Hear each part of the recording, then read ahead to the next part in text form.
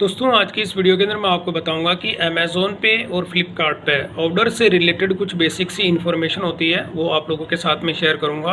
तो सबसे पहले अमेज़ोन पे मैं आपको बताता हूं कि अमेज़ोन पे जब आपके पास मल्टी क्वांटिटी में कोई ऑर्डर आपको मिलता है तो उस केस में आपको शिपिंग चार्ज जो होती है उसकी बेसिक सी सेटिंग्स आपको करनी होती है।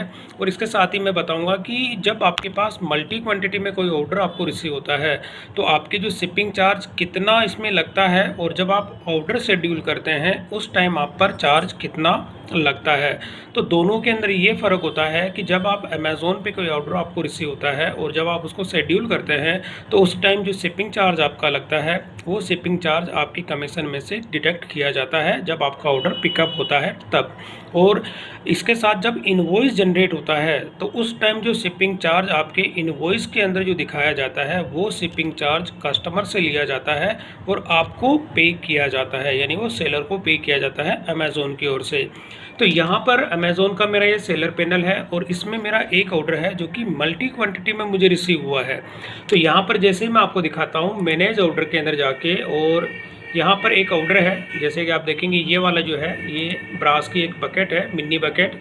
तो ये 1750 की मैं इसको सेल कर रहा हूँ। तो अब इसमें क्या होता है कि जब ये मेरे पास मल्टी क्वांटिटी के अंदर ऑर्डर रिसीव हुआ है इसका, तो मल्टी क्वांटिटीज़ में कितनी है, 5 क्वांटिटी का ये एक साथ ऑर्डर मुझे रिसीव हुआ है। तो अब यहाँ पर क्या होता है कि जब मैं इसको अगर शिपिंग करता हूँ कोई भी ऑर्डर तो उसमें मैंने शिपिंग चार्ज जो होते हैं उसकी सेटिंग्स मैंने अपने प्रीवियस वीडियो में भी आपको बताया हुआ है कि उसकी शिपिंग आप किस तरह से सेट करेंगे। तो अभी हाल फिलहाल के अंदर मैं अगर इसकी शिपिंग चार्ज आपको दिखाऊं तो इसका अगर इनवॉइस मैं आपको दिखाऊं तो यहाँ पर आप देखेंगे कि इसका ये इनवॉइस है जो ऑर्डर मैंने आपको दिखाया जिसकी क्वांटिटी 5 है।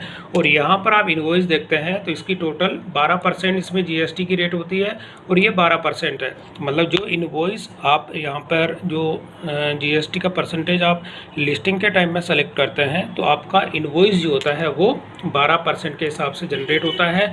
अब यहाँ पर अगर मैं शिपिंग आपको दिखाऊँ तो शिपिंग के अंदर देखेंगे टोटल 410 रुपये इसके शिपिंग चार्ज लग रहे हैं जो कि कस्टमर पे करेगा और ये आपको यानी कि जो सेलर होता है उसको पे किए जाते हैं। तो टोटल मेरे इनवॉइस की वैल्यू हो गई 9160 रुपये। तो यहाँ पर मैं आपको एक चीज़ बताना चाहूँगा कि जो आपके प्रोडक्ट का जीएसटी का रेट होता है वही आपके शिपिंग का रेट इसमें लगता है। मतलब जो यहाँ पर अगर मान के चलो आपके प्रोडक्ट पे अगर 18% होता है तो यहाँ पर ये जीएसटी आपका ये भी 18% इसमें इनवॉइस के अंदर जनरेट होता है। तो ये तो हो गई कि पेमेंट आपको 410 रुपये जो होती है ये कस्टमर से लिए जाएंगे और सेलर को दिए जाएंगे। तो ये चीज़ हो गई। अब इसका जो शिपिंग चार्ज मतलब यानी ये शिपिंग तो कस्टमर से ली जाएगी। अब आप जब इसको शेड्यूल करेंगे, मैं आपको बताऊंगा ये क्योंकि मैंने इसको शेड्यूल अभी किया नहीं है। तो जब मैं इसको शेड्यूल करूंगा तो मेरे से अमेज़ोन कितना चार्ज लेगा अब यहाँ पर देखेंगे तो इसमें क्या होता है 43 रुपये 95 पैसा अप्रॉक्स 44 रुपये मेरे इसमें टैक्स अमाउंट लग रहा है। और बाकी इसमें शिपिंग तो ये टोटल अगर होती है 366 रुपये और टोटल शिपिंग 410 रुपये की लग रही है। अब मैं आपको दिखा देता हूँ वापस अमेज़ोन के सेलर पैनल पे आके, और अब इसमें मेरे से जो चार्ज लिया जाएगा अब आप देखेंगे इसको मैं शेड्यूल करूँगा। कल की डेट में ये पिकअप होना है 23 तारीख को और आज 22 तारीख है। तो अब मैं जैसे इसको करता हूँ शेड्यूल पिकअप, अब यहाँ पर मैं इसका वेट लिखूँगा क्योंकि मल्टी क्वांटिटी के अंदर जब आप ऑर्डर प्लेस करते थे यहाँ पे ये ब्लैंक हो जाता है। तो इसका वेट है अप्रॉक्स 4 किलो 800 ग्राम। तो ये हो गया 4 किलो 800 ग्राम वेट है। अब लेंथ की मैं बात करूँ क्योंकि ये मल्टी क्वांटिटी में है तो लेंथ मेरा इसमें 50 सेंटीमीटर है, 50 सेंटीमीटर हो गया। और विड्थ मेरी इसकी है 25 सेंटीमीटर है, हाइट भी इसकी मेरी 25 सेंटीमीटर है। तो ये इसका एक्चुअल मैंने डायमेंशन यहाँ पे ऐड कर दिया। अब जैसे ही मैं इसको करूँगा गेट पिकअप स्लॉट, तो अब यहाँ पर जो आप देखेंगे कि मेरे जो शिपिंग चार्ज लग रही है अब इस वेट के अकॉर्डिंग और डायमेंशन के अकॉर्डिंग मेरे जो शिपिंग चार्ज लग रही है 306 रुपये 80 पैसा। लेकिन कस्टमर इसके जो पे कर रहा है वो 410 रुपये की शिपिंग वो पे कर रहा है। तो यहाँ पर इस तरह से क्योंकि ये जो मैंने अभी दिया है इसमें शिपिंग चार्ज, तो ये वाला यानी अमेज़ोन मेरे से जो अभी चार्ज कर रहा है 306 रुपये 80 पैसे और कस्टमर जो है 410 रुपये इसके शिपिंग चार्ज पे कर रहा है। तो यहाँ पर कुछ ऐसे ऑर्डर होते हैं जिसमें कि आपके पास शिपिंग चार्ज कम लगती है, लेकिन अमेज़ॉन आपसे ज़्यादा लेता है। लेकिन यहाँ पर मैंने जो ये डायमेंशन दिया है उसके अकॉर्डिंग में भी हो सकता है ये मेरे यहाँ का मतलब दिल्ली का ऑर्डर नहीं है, ये पटना का ऑर्डर है। तो पटना में देखेंगे तो ये शिपिंग चार्ज 300 रुपये 306 रुपये लग रही है। तो जैसे मैंने इसको कर दिया और यहाँ मैंने कर दिया इसको शेड्यूल पिकअप, तो ये चीज़ होती है। अब इसमें क्या होता है कि मैं आपको एक चीज़ बताना चाहूँगा, जब मैं इसको पहले प्रिंट दे देता हूँ, तो ये वाला इनवॉइस मैंने इसको जो है प्रिंट दिया, तो बाकी का जो और होता है, अब इसमें जो शिपिंग चार्ज आपको बेसिक सेटिंग्स होती है वो करने का जो प्रोसेस होता है वो मैं आपको बता देता हूँ। तो यहाँ पे जब आप सेटिंग्स पे क्लिक करते हैं और सेटिंग के अंदर यहाँ पे होता है शिपिंग सेटिंग, तो इसमें पर ऑर्डर के हिसाब से जो भी चार्ज अगर आप यहाँ पे रखना चाहते हैं, तो यहाँ पे जो ईजी शिप होता है, ईजी शिप के अंदर आप देखेंगे कि मैंने यहाँ पे किया हुआ है एक आपके रीजनल होता है, इसमें भी आप देखेंगे स्टैंडर्ड डिलीवरी लोकल। लोकल के केस में यहाँ पे ये सेटिंग्स होती है। ये मैंने अपनी प्रीवियस वीडियो में भी आप लोगों को बताया है कि कोई भी दो तरह के आप इसमें सेटिंग करते हैं। शिपिंग फीस आपका एक तो पर ऑर्डर के हिसाब से 30 रुपये है और यहाँ पे 40 रुपये पर आइटम के हिसाब से। तो नॉर्मल अगर आपके पास ये दोनों चीज़ अगर इसमें ऐड करते हैं तो 30 रुपये प्लस 40 रुपये, यानी मेरे पास अगर कोई लोकल ऑर्डर आता है तो मिनिमम इसमें 70 रुपये जो होते हैं वो चार्ज इसमें लगता है, जो कि आपके इनवॉइस के अंदर ये अमाउंट ऐड होता है। और इसके साथ ही अगर मान के चलो कोई भी स्टैंडर्ड डिलीवरी जो होती है रीजनल से जो होती है, मतलब 3 तरह की डिलीवरी होती है, लोकल होती है, रीजनल होती है और नेशनल होती है। तो ये इसमें होती है, लोकल का मतलब आपके आसपास जो होते हैं नियरेस्ट, और रीजनल होती है आपके जो जैसे दिल्ली हो गया उसके एनसीआर के वाले जो एरियाज़ होते हैं, या आपके नियरेस्ट जो भी होता है आप जिस स्टेट के अंदर रहते हैं उस लोकल डिस्ट्रिक्ट का होता है, या अदर जो डिस्ट्रिक्ट होती है उसके जो ऑर्डर्स आते हैं उनको रीजनल के अंदर काउंट किया जाता है।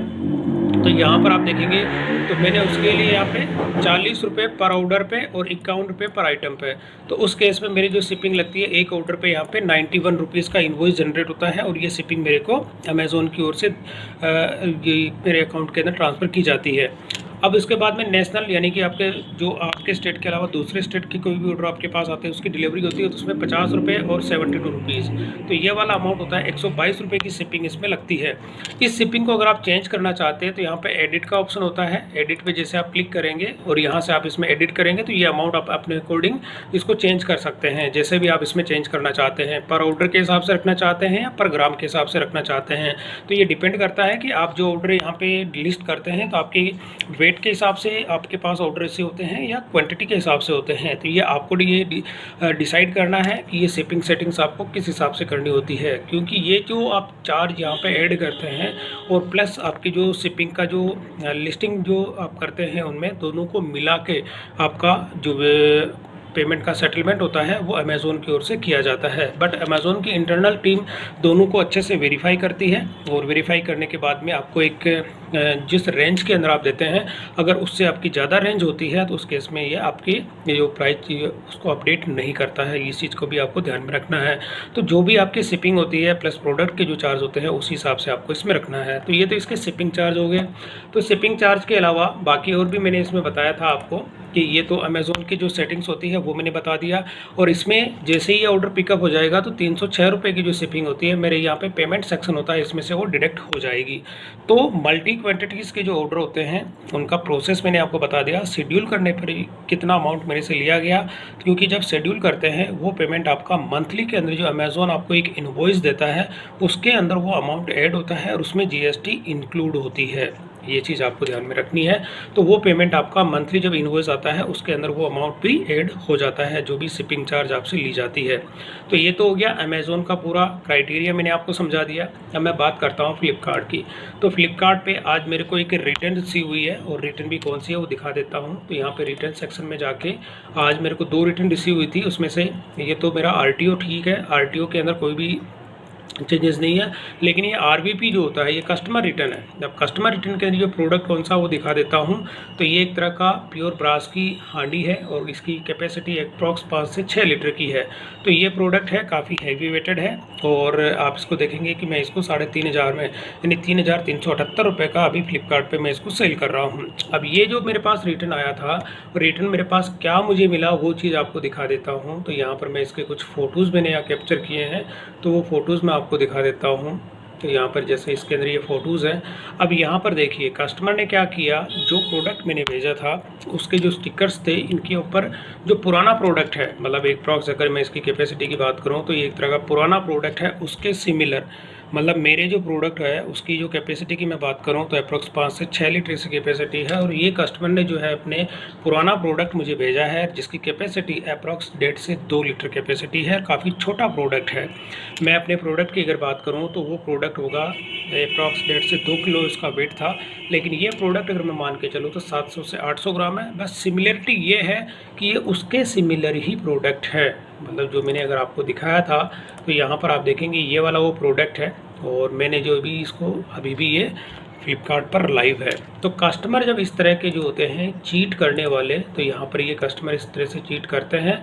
तो आपको मकसद सिर्फ यही है बताने का कि ये जो प्रोडक्ट होता है, जब भी कभी भी अगर ऑनलाइन किसी भी मार्केट प्लेस पे आप अपने प्रोडक्ट जब लिस्ट करते हैं और उसकी कॉस्टिंग थोड़ी सी ज़्यादा होती है तो ऐसे कस्टमर आपको ज़्यादातर मिलते हैं जिनका एक ही टारगेट होता है कि हम ऑनलाइन किस तरह से चीट करें या चोरी करें। जो भी होता है उनका मकसद सिर्फ ये होता है कि हम अपने घर का पुराना प्रोडक्ट जो होता है उसके सिमिलर उसको दे के नया प्रोडक्ट अगर हमें रखना होता है तो इसके लिए वो ये हरकत करते हैं। तो बस मकसद क्या होता है, जो कोई भी, क्योंकि कस्टमर जो होता है उसकी रिटर्न पॉलिसीज़ होती हैं, हर ऑनलाइन जो मार्केट प्लेस होता है रिटर्न पॉलिसी के चलते सेलर को इसमें काफ़ी लॉस होता है। और कभी कभी जब कभी मान के चलो इस केस में मैंने अभी मेरे पास ऑप्शन होता है SPF का यानी सेलर प्रोडक्शन फंड का, क्योंकि मैंने अभी इसका क्लेम फाइल नहीं किया है क्योंकि अभी थोड़ा सा टेक्निकल इश्यूज़ के चलते मैं इसको फाइल नहीं कर पा रहा। जैसे यहाँ पे होता है सेलर प्रोडक्शन फंड और मैं यहाँ पे क्रिएट न्यू करता हूँ, ये ऑर्डर मैंने अभी कॉपी किया हुआ है, इसको मैं पेस्ट करता हूँ। तो जैसे मैं सर्च करूँगा तो ये वाला वो प्रोडक्ट है। अब इसको मैं साथ के साथ ही मैं फाइल भी कर देता हूँ, जैसे सेफ्टी क्लेम फाइल करने का क्या प्रोसेस होता है तो ये भी मैं आपको बता भी देता हूँ। तो यहाँ पे मैं इसका जब प्रोसेस फाइल करने के बाद में फ्लिपकार्ट की ओर से मुझे इसका क्या रिप्लाई मिलता है, मेरा क्लेम अप्रूव होता है या नहीं होता है, तो ये मेरी अपडेट जो होती है मैं आपको नेक्स्ट वीडियो के अंदर दे दूँगा। क्योंकि जो सेलर प्रोडक्शन फंड होता है इसका कंप्लीट प्रोसेस मैंने अपनी प्रीवियस वीडियो में बताया हुआ है कि किस तरह से आप इसको क्लेम फाइल करेंगे। क्योंकि यहाँ पर मैंने अभी इमेजेस को डाउनलोड नहीं किया है, ये मुझे इमेजेस भी डाउनलोड करनी है और डाउनलोड करने के बाद अगर मैंने इमेज डाउनलोड की है तो मैं इसको भी फाइल भी कर ही देता हूँ। तो जैसे मैं देख लेता हूँ कि इमेजेस मैंने अभी डाउनलोड की है या नहीं है। इमेजेस मेरी डाउनलोड है तो मैं इसको आपको साथ के साथ दिखा भी देता हूँ कि इसको अगर आपको फाइल करना होता है तो क्या प्रोसेस है। तो यहाँ पर आपको सेलेक्ट करना है मेन प्रोडक्ट, आपका मेन प्रोडक्ट है और इसके अंदर आपको होता है रिसीव फेक प्रोडक्ट, ये सेलेक्ट करना है। और इसके बाद आपको 3-4 इमेजेस होती हैं मेन, वो आपको इसमें लेनी होती है। मैं डाउनलोड सेक्शन में जाता हूं और यहाँ पर मैंने जैसे एक स्टार्टिंग का जो लेबल आपका रिसीव होता है उसको कैप्चर करना है, ये वाला आपने इसमें ले लिया। और बाकी के 3 इमेजेस होती हैं उसके सिमिलर आपको बॉक्सिंग अनबॉक्सिंग की जो होती है अलग अलग इमेजेस आपको शेयर करनी होती है। जैसे इसका लेबल भी मैं यहाँ पे शेयर कर देता हूँ, ये वाला लेबल मैंने शेयर कर दिया। सेकंड नंबर की इमेज जो होती है ओपन बॉक्स के अंदर दिखाना होता है कि आपको जो प्रोडक्ट रिसीव हुआ है वो किस कंडीशन में मिला है या कौन सा प्रोडक्ट आपको मिला है। कम से कम 3 इमेजेस सेकंड वाले के अंदर आपको अपलोड करनी होती है। अब मैं यहाँ पे जैसे ये वाला प्रोडक्ट मुझे रिसीव हुआ था इसको मैं दिखा देता हूँ और जो लास्ट वाली जो इमेज होती है इसके अंदर वो प्रोडक्ट मैं डाल देता हूँ। ये वाला जो है ये इमेज मैं इसके साथ में शेयर कर देता हूँ। तो एक्स्ट्रा इमेजेस भी अगर आप शेयर करना चाहते हैं तो वो एक्स्ट्रा इमेजेस भी आप इसमें ऐड कर सकते हैं। अब मैं जैसे एक्स्ट्रा इमेज है वो भी मैं यहाँ पे डाल देता हूँ इसके अंदर। और यहाँ पे फिर आपको कुछ कमेंट करना होता है कि कौन सा आपको किस वजह से, मतलब क्या है जो प्रोडक्ट है इसमें मैं लिख देता हूँ रॉन्ग प्रोडक्ट रिसीव।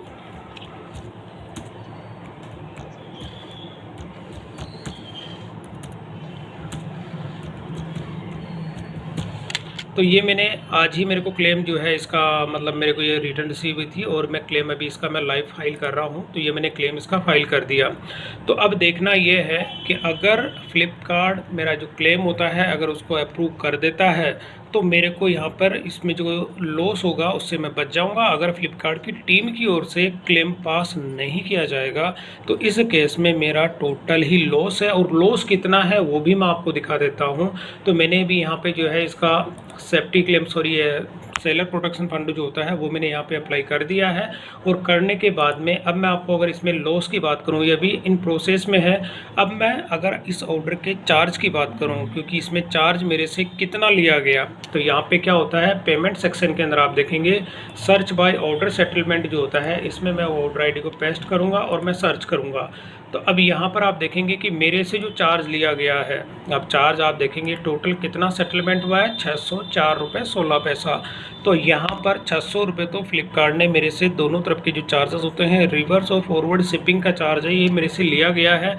और इसमें अगर क्लेम पास नहीं होगा, 600 रुपये तो ये हो गया, और इसके साथ ही प्रोडक्ट मेरा जो होता है अप्रॉक्स 1500 से 1600 रुपये का मेरा प्रोडक्ट है। तो अगर ये क्लेम पास नहीं होता है तो 600 रुपये तो ये वाले जो चार्जेस हैं मैं फ्लिपकार्ट ने मेरे से लिए हैं, प्लस 1500 रुपये मेरी प्रोडक्ट की जो कॉस्टिंग होती है वो अगर मैं इसमें जोड़ता हूँ तो अप्रॉक्स 2 से 2500 रुपये तक का मेरे को इसके अंदर लॉस देखने को मिलेगा। अब यहाँ पर अगर मैं चार्ज की दिखाऊँ कि फ्लिपकार्ट ने मेरे से क्या क्या इसमें चार्ज ले रहा है, तो आप देखेंगे कि यहाँ पर कस्टमर को तो 100% रिफंड जो होता है, यहाँ पे 3100 रुपये जो भी होता है कस्टमर का पूरा रिफंड कस्टमर को मिल गया है। और अब सेलर से जो लिया गया था, मार्केट फीस आप देखेंगे इसमें कितनी 512 रुपये मेरे से ली गई है। तो 507 रुपये इसके रिवर्स शिपिंग चार्ज है, और फिक्स इसमें 5 रुपये जो चार्ज होते हैं वो है। टैक्स का जो आप देखेंगे तो 92 रुपीज़ का इसमें टैक्स मेरे से लिया गया है। तो टोटल यहाँ पर आप देखेंगे 604 रुपये का जो है डिडक्शन मेरे से किया गया है, और कस्टमर को 100% जो है वो रिफंड दे दिया गया है। तो कहने का मतलब ये है दोस्तों कि कोई भी अगर आप ऑनलाइन जो मार्केट प्लेस में प्रोडक्ट सेल करते हैं, तो इस तरह के जो फेक कस्टमर होते हैं या फ्रॉड जो कस्टमर्स होते हैं, उन चीज़ों को भी आपको ध्यान में रखना होता है। तो कभी भी कोई कॉस्टली जो प्रोडक्ट होते हैं थोड़ा कभी भी लिस्ट करें तो थोड़ा सोच समझ के करें, कि इस तरह से होने वाले जो लॉस होता है उसकी मैंने कंप्लीट डिटेल आप लोगों को बता दी। और इसके साथ ही अमेज़ोन पर जब आपके पास मल्टी क्वांटिटी के अंदर कोई ऑर्डर आपको रिसीव होता है तो उसकी शिपिंग चार्ज आप कैसे सेट करेंगे, और अमेज़ोन की ओर से आपसे कितना चार्ज लिया जाता है, और अमेज़ोन कस्टमर से कितना चार्ज लेता है और कितना आपको पे करता है, ये सारी कंप्लीट डिटेल मैंने आपको बता दी है। अमेज़ोन की भी बताई है, और फ्लिपकार्ट के तो स्पेशली मैंने रिटर्न के बारे में आपको बताया है कि कोई भी अगर रिटर्न आपको रिसीव हो जाती है और कस्टमर की ओर से उसको रॉन्ग रिटर्न आपको मिलती है, उस केस में आप एक तो सेलर प्रोटेक्शन फंड होता है उसको फाइल करने का क्या प्रोसेस है, ऑर्डर की सेटलमेंट वैल्यू होती है वो आपको किस तरह से चेक करेंगे। तो दोनों ही प्लेटफॉर्म की मैंने साथ में यहाँ पे आपको बनाए, दोनों का जो होता है रिटर्न पॉलिसी और प्लस शिपिंग चार्ज होती हैं, दोनों के मैंने कंप्लीट डिटेल आप लोगों के साथ में एक्सप्लेन कर दी है। तो दोस्तों वीडियो पसंद आई तो इसे लाइक और शेयर जरूर करें, और मेरे चैनल को सब्सक्राइब करना ना भूलें।